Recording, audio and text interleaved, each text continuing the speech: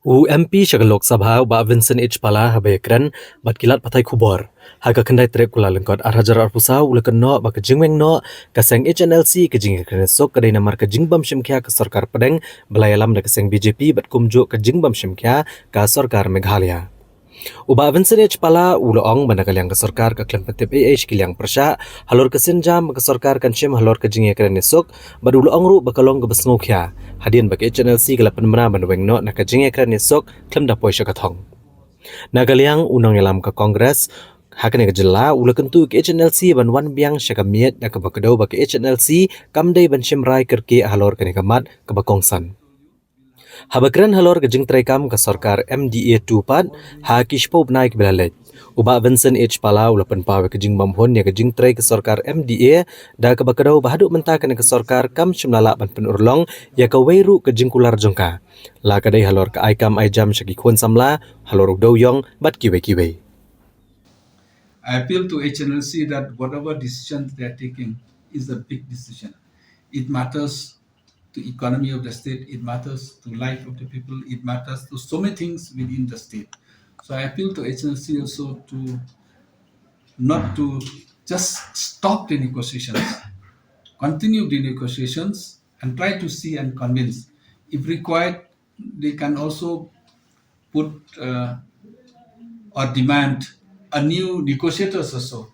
So I think it's very important for them also to take it seriously. I request them not to run away from the negotiations, but I request them also to come forward and be more proactive. I don't know what is the reason why all this failure and whom to blame, but I feel that we need peace in Meghalaya, we need peace in the Brio New Trap.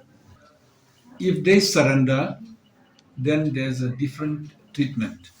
But if they negotiate, come to the terms and conditions within the constitution, I think the government should not make any undue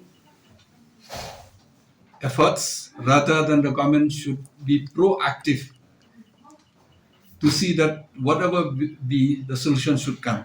So I think I don't know, because in the conditions, like I said, we are not involved. What are the real conditions? We only saw it in the paper. I don't know, but I feel that we have to, every demand has to be negotiated. Every demand has to be discussed. So there's nothing impossible with the discussion. I think that the government doesn't take it seriously.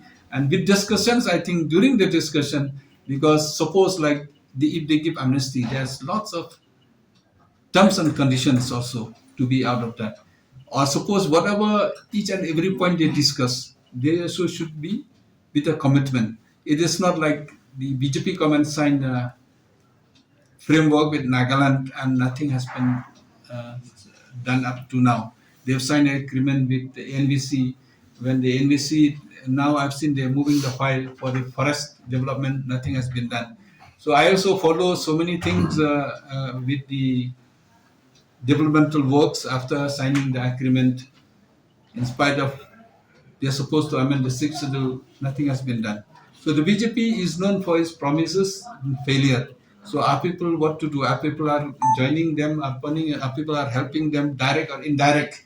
I think equally the state is equally responsible for not pushing very hard, and I fully support the peace deal, whatever condition it may be, it should be. We are people who are very small. We cannot afford to lose brothers and sisters because of guns. We cannot afford to lose peace only because of ego. We cannot afford to lose peace only because of people in the BJP does not bother about the people of Meghalaya.